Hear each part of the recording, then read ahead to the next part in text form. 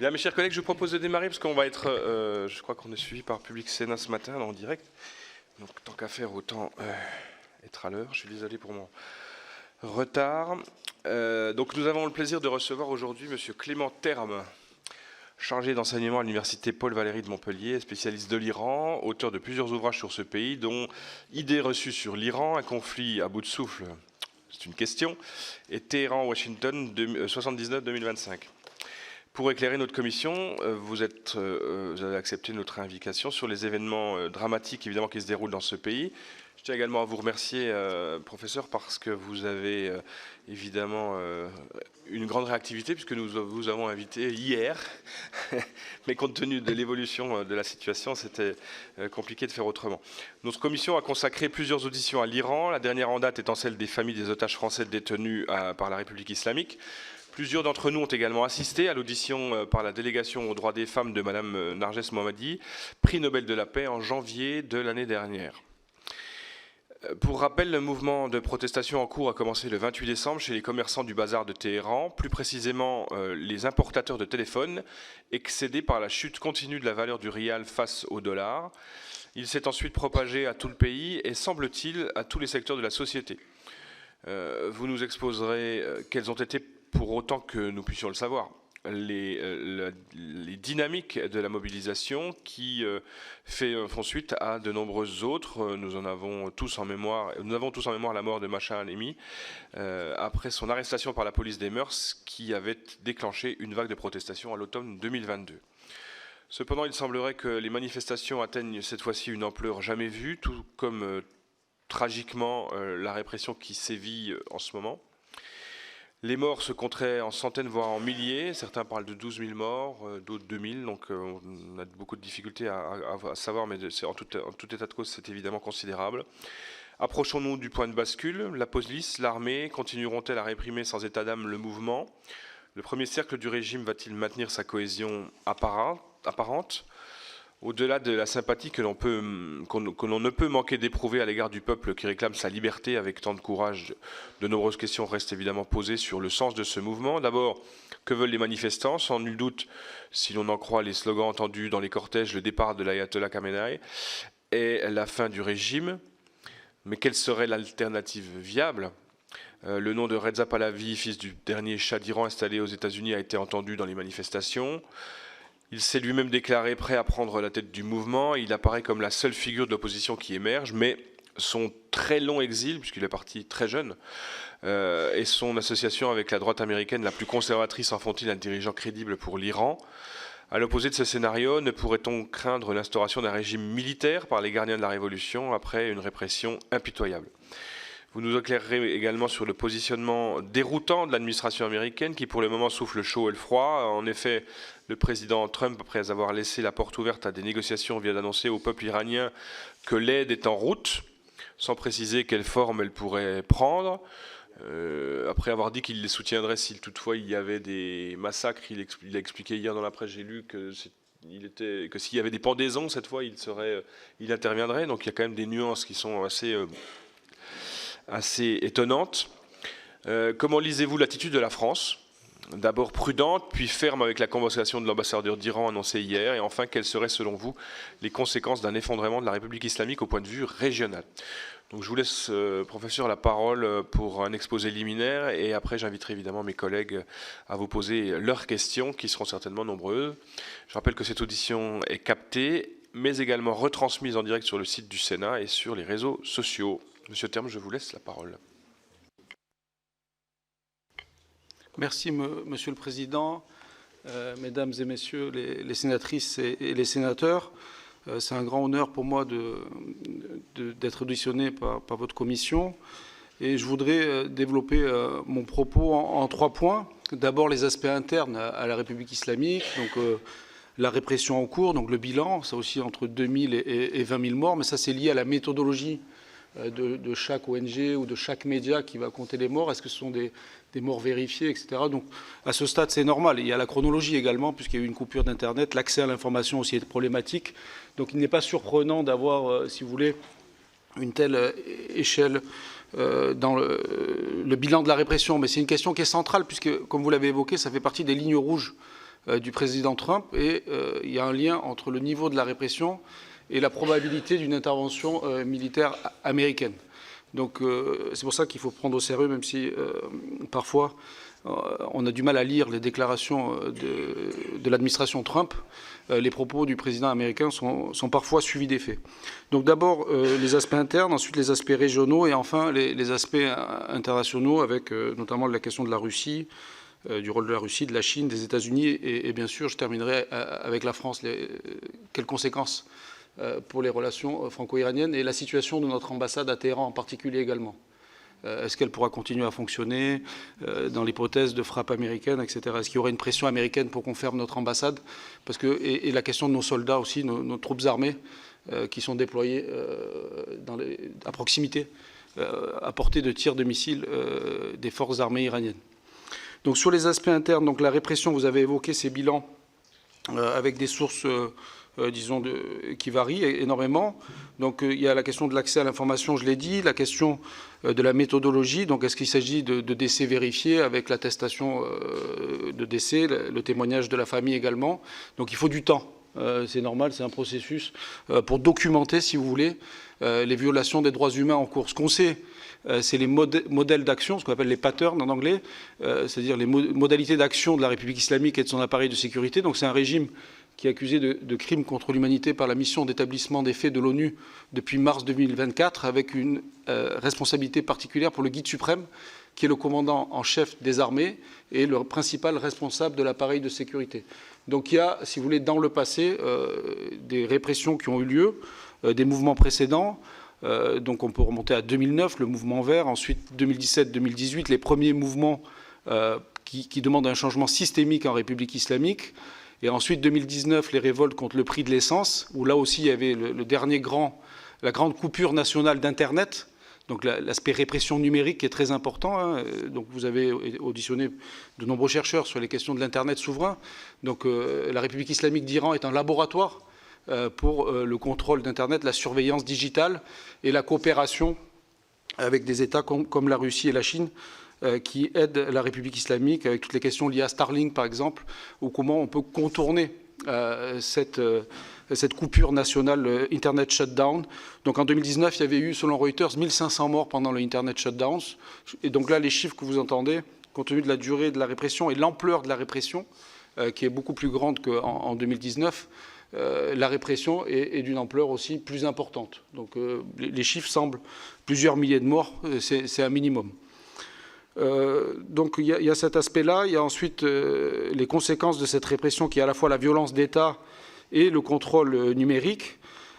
Pour ce qui est de la capacité de l'État à contrôler la circulation de l'information, donc c'est très important pour la République islamique qui est dans une forme de guerre informationnelle. Et donc l'objectif, c'est vraiment d'imposer un narratif qui montre que les mouvements internes, les mouvements de protestation internes sont en fait, du point de vue de la République islamique, un combat géopolitique face à Israël aux États-Unis. Donc ils essayent d'inscrire ces mouvements populaires dans la continuité de la guerre de 12 jours du mois de juin 2025 et d'accuser en fait leur propre population d'être des agents entre guillemets terroristes. Donc il y a une criminalisation du mouvement qui est en cours. Donc ça sert à la fois à la guerre informationnelle pour contrer le discours, le narratif, si vous voulez, que nous avons ici dans les médias sur le mouvement pour la liberté, le mouvement pour les droits civiques, un mouvement pour un changement politique substantiel et en fait décrédibiliser les supporters, les partisans du changement, les manifestants en Iran. Donc ça, c'est un aspect. L'autre aspect, c'est de mobiliser l'appareil de sécurité. C'est-à-dire qu'on est face à une force idéologique, donc on n'est pas dans le cadre d'une police ou d'une armée traditionnelle. Il y a un endoctrinement. Donc c'est très important. Donc ceux qui répriment en Iran le font au nom de l'idéologie de la République islamique et au nom du guide suprême. Et donc pour renforcer la cohésion interne, il y a toujours une surenchère sécuritaire et idéologique dans un premier temps face au mouvement populaire spontané. Donc, et donc il y a aussi des manifestations officielles qui sont organisées pour contrer les mobilisations populaires, pour ressouder, si vous voulez, les clientèles et ceux qui font partie du système de sécurité. Et on leur dit, en fait, vous combattez des terroristes, vous ne combattez pas des compatriotes. Donc c'est très important pour le régime de distinguer ceux qui sont à l'intérieur et ceux qui sont à l'extérieur. Néanmoins, ça pose la question, cette répression massive, de l'avenir du régime. Pourquoi ? Parce que plus le régime réprime, plus les problèmes économiques s'accroissent, plus la monnaie nationale, le rial, s'effondre face au dollar, plus la situation économique devient désespérée, et plus les gens perdent du pouvoir d'achat en Iran. Donc c'est comme une prophétie autoréalisatrice, si vous voulez. Plus le régime réprime, plus il survit, mais plus les conditions économiques locales se détériorent parce que les acteurs privés ne peuvent pas se projeter dans l'avenir, la stabilité politique n'est plus garantie. Et donc l'argument principal, si vous voulez, de la République islamique jusqu'au mois de juin 2025 était de dire, certes, le pays s'est appauvri depuis 1979, certes, il n'y a pas de liberté de manière, si vous voulez, importante au niveau civil, au niveau personnel, donc le droit de se vêtir, le droit de chanter, le droit de faire la fête, le droit de sortir dans la rue, de jouer de la musique, etc. Mais il n'y a pas la guerre. Et depuis le mois de juin, c'est vrai que la stratégie de la République islamique depuis 1979 a conduit le pays à la guerre. Donc ils ont perdu un argument pour, si vous voulez, se faire accepter par leur propre population depuis le mois de juin. Et donc il n'y a pas eu vraiment de ralliement nationaliste en Iran après la guerre de 12 jours, tout simplement parce que la grille de lecture qui est retenue par la majorité de la population en Iran et que la guerre est la conséquence des choix idéologiques qui ont été faits par la République islamique depuis 1979. Ils n'inscrivent pas, si vous voulez, cette guerre, comme on le fait souvent ici dans les études moyen-orientales, dans le contexte du 7 octobre et des attaques du Hamas, si vous voulez. Donc il y a deux grilles de lecture sur cette guerre-là. Il y a la grille de lecture qui part de 1979 et du choix de la République islamique de désigner Israël et les États-Unis comme un ennemi, et la grille de lecture qui présente cette guerre comme la conséquence des actions israéliennes depuis le 7 octobre. Et selon la grille de lecture que vous choisissez, vous prenez un point de vue.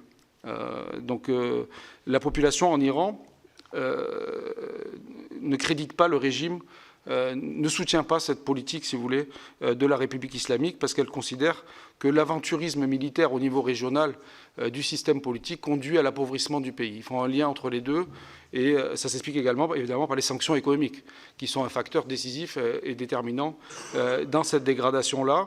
Mais on est quand même dans cette situation où l'avenir du régime est quand même compromis, parce qu'il n'a pas de réponse à apporter cette fois aux manifestants qui veulent que le pays, que l'État se focalise sur le bien-être de la population, sur le développement économique du pays. Et pour ce faire, il faudrait un rapprochement avec les États-Unis. Parce que c'est une économie qui est dévastée par les sanctions, par l'inflation et par, si vous voulez, un système qui conduit à la survie du système au prix du développement économique du pays. Donc est-ce qu'on s'approche du point de bascule? À chaque mouvement, on s'en approche. Pourquoi cette fois-ci? Parce qu'il y a cette question des revendications. Le mouvement Femmes, Vie, Liberté, par exemple, la réponse de l'État a été de laisser élire un président, entre guillemets, modéré en 2024, Pezeshkian, et de relâcher l'application sur la loi sur le voile obligatoire. Donc, sans changer, si vous voulez, l'idéologie du système, mais dans la mise en œuvre, il y a eu plus de pragmatisme. En 2009, le mouvement vert, la réponse de l'État, ça a été de laisser élire le président Rouhani, entre guillemets, modéré en 2013 et de signer l'accord avec l'administration Obama en 2015, donc ouverture économique. En 2019, pour le prix de l'essence, ils ont annulé la hausse du prix de l'essence. Mais cette fois-ci, comment faire pour régler les problèmes macroéconomiques du pays sans changer l'ADN de la République islamique, qui est le rejet de la politique américaine et l'hostilité idéologique à Israël. Donc ça, c'est pour la situation interne, parce qu'il n'y a pas de réponse possible à long terme pour régler les questions économiques. Et la majorité de la population en Iran pense que seul un changement systémique pourrait permettre, si vous voulez, le règlement de leurs problèmes quotidiens et de la situation économique du pays. Ensuite, au niveau régional, et là, peut-être, avant de passer, voilà, peut-être regarder quelques cartes. Voilà, ça c'est pour voir l'ampleur des manifestants. Elle touche à la fois les grandes villes et des zones beaucoup plus reculées. Donc c'est la première fois, parce qu'en 2009, il y avait aussi des grandes manifestations à Téhéran, mais c'est la première fois, donc depuis 2009, qu'il y a des manifestations dans les grandes villes, mais aussi dans des villes très reculées de l'ouest et du centre de l'Iran. Et donc des villes qui n'avaient jamais été touchées par les mouvements précédents ont été touchées cette fois-ci. Donc ça, c'est une nouveauté. Et c'est plus difficile de contrôler les petites villes parfois parce qu'il y a un risque réputationnel pour les forces de répression tout le monde se connaît, etc. Donc il peut y avoir aussi, et ça c'est un risque important pour la survie du régime, des risques de fraternisation si le mouvement perdure entre l'appareil de sécurité et des manifestants, en dépit de l'endoctrinement que j'ai évoqué, qui est quand même pour l'instant qui garantit cette cohésion interne à l'appareil de sécurité. Donc ça, c'est différentes sources qui montrent l'ampleur du mouvement de manifestation jusqu'aux jours qui ont suivi la coupure nationale d'Internet. Parce que depuis lors, on observe une baisse de la mobilisation en raison des morts, donc entre 2000 et 20 000. C'est considérable, donc ça a eu un effet, évidemment, sur les mobilisations qui sont plus nocturnes, qui sont plus désormais en petits groupes, mais sachant que notre comptage aussi dépend de l'accès à l'information. Donc il faut relativiser cette baisse. Le mouvement continue actuellement, mais il est plus difficile à évaluer. Ça, c'est pour Téhéran. Donc là aussi, on a quand même des manifestations massives dans la capitale, et là, c'est très important pour le pouvoir, parce que c'est les centres de commandement des forces de sécurité. Donc au niveau régional, donc je passe à la carte sur les conséquences possibles d'une escalade militaire, en raison des lignes rouges qu'on a évoquées, qui ont été décrites par le président Trump, que si la répression est extrêmement sanglante et extrêmement violente, les États-Unis interviendront d'une manière ou d'une autre. Donc il y a ce risque pour les forces armées américaines. C'est pour ça que la réponse n'a pas été immédiate, malgré la publication des premiers chiffres, parce que les bases militaires américaines, on l'avait déjà dit au mois de juin 2025, mais peuvent être touchées par les missiles iraniens. Donc est-ce que les États-Unis sont prêts à assumer le coût, si vous voulez, de frappes militaires contre la République islamique d'Iran et des conséquences que cela pourra avoir pour les 40 000 soldats, on estime entre 40 000 et 50 000 soldats qui sont stationnés au Moyen-Orient et qui sont à la portée des missiles iraniens, des gardiens de la Révolution. Donc il y a ce risque-là d'escalade régionale. Si le pouvoir se sent déstabilisé et sur le point de s'effondrer, il pourrait prendre des mesures de dernier recours, comme la perturbation du trafic pétrolier dans le détroit d'Ormuz, ou cibler donc les troupes américaines, et sachant que des soldats français ou des forces militaires françaises sont également déployés dans la zone, notamment la base d'Abu Dhabi, et aussi au sein, par exemple, de la 5e flotte qui est située au Bahreïn. Nous avons aussi des marins français qui sont stationnés dans les bases américaines. Donc il y a aussi cette question-là pour la sécurité régionale. Et donc les pays de la région sont extrêmement prudents face aux événements en Iran, parce qu'il n'y a pas d'alternative pour l'instant claire. Vous avez évoqué l'alternative de Reza Pahlavi, donc le prince héritier de la monarchie Pahlavi, mais il a quitté l'Iran juste avant ses 18 ans. Il a certes une mémoire, une nostalgie, si vous voulez, au sein de la population iranienne qui est assez importante, parce qu'il y a 3 points qui retiennent l'attention des jeunes générations. Donc 60% n'ont pas connu le régime précédent. C'est la sécularisation, le développement économique et la politique étrangère qui étaient consensuelles. Donc c'est vrai qu'il représente un modèle de l'identité iranienne qui apparaît aujourd'hui par rapport au projet idéologique de la République islamique comme compatible avec les intérêts nationaux du pays. Mais en même temps, c'est une mémoire fragmentée, notamment parmi les mouvements de gauche iraniens, donc il ne fait pas l'unanimité, si vous voulez, parce que certains mouvements d'opposition l'ont combattu, même s'ils ont aussi combattu la République islamique, ils ont aussi combattu le régime impérial. Donc ce n'est pas une personne qui va unifier, mais c'est la personnalité préférée des Iraniens, selon les enquêtes indépendantes. Il aurait 39%, presque 40% d'opinion favorable. Mais cette nostalgie doit être transformée en projet politique. Après, est-ce qu'il s'agirait d'une instauration, comme ce fut le cas en Espagne avec Juan Carlos, ou au Cambodge après les Khmers rouges, ou d'une restauration, ce qui est plus rare, mais la France l'a connu au XIXe siècle. Mais dans tous les cas, il faut des conditions historiques spécifiques, et on n'a pas beaucoup d'exemples dans l'histoire contemporaine d'instauration ou de restauration réussie. Par exemple, en Espagne, il y avait des partis politiques, il y a eu une négociation, il y a eu un consensus. Est-ce que le prince héritier est en contact suffisamment avec les autres mouvements d'opposition, etc. Mais pour l'instant, il apparaît comme l'alternative. Ensuite, au niveau international, donc le régime continue de bénéficier du soutien de la Russie, notamment pour contourner et détecter les équipements Starlink. Donc il y a cette idée d'empêcher, si vous voulez, les Occidentaux et notamment les Américains de briser la coupure nationale d'Internet. Et donc là, on voit que Elon Musk a pris la décision de rendre l'accès à Starlink gratuit depuis hier matin et de proposer une actualisation du logiciel Starlink pour contourner le brouillage par la République islamique qui a un savoir-faire en la matière puisqu'elle brouille les antennes satellites, et notamment dans les années 2007-2008. Quand j'étais à Téhéran, on se rappelle qu'à l'époque, c'était surtout les télévisions qui sont en exil en persan qui diffusaient auprès de la population iranienne. Et le régime s'est forcé de les brouiller. Donc ils ont des capacités de brouillage, de guerre électronique qui sont anciennes. Ils ont une expertise et ils peuvent appliquer ce qu'ils faisaient à l'époque pour les télévisions par satellite aux équipements Starlink. Ce qu'on sait, c'est que c'est un projet très important parce que la population iranienne s'informe d'abord par ses médias en exil, ce qui explique aussi la popularité du prince héritier qui est soutenu par le principal média suivi en Iran, c'est-à-dire la chaîne en persan Iran International. Donc c'est très important cette question de la guerre informationnelle et de la capacité de la Russie et de la Chine d'assister l'Iran dans son projet de fermeture digitale du pays. Donc on est là aussi de la livraison d'équipements. La Russie aurait livré des équipements de type hélicoptère et des véhicules aussi blindés pour lutter contre les manifestations. Donc ces livraisons auraient eu lieu avant le déclenchement des manifestations, mais la nature des coopérations, si vous voulez, militaires, techniques, cyber, entre l'Iran et la Russie, en fait un acteur clé pour la survie de la République islamique. De même pour la Chine, qui achète près de 90% du pétrole iranien.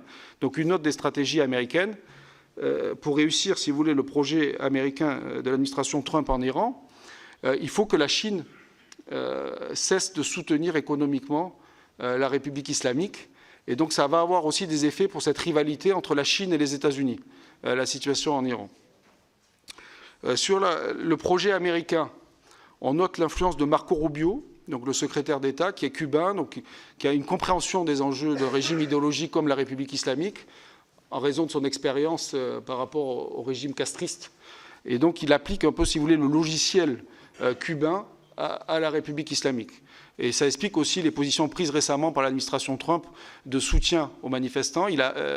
Steve Witkoff a rencontré Reza Pahlavi au lieu de rencontrer les responsables de la République islamique. Donc ça, c'est une inflexion qui a eu lieu ces dernières heures au sein de l'administration Trump, en même temps que les réunions pour préparer une réponse militaire par rapport à la ligne rouge qui a été tracée.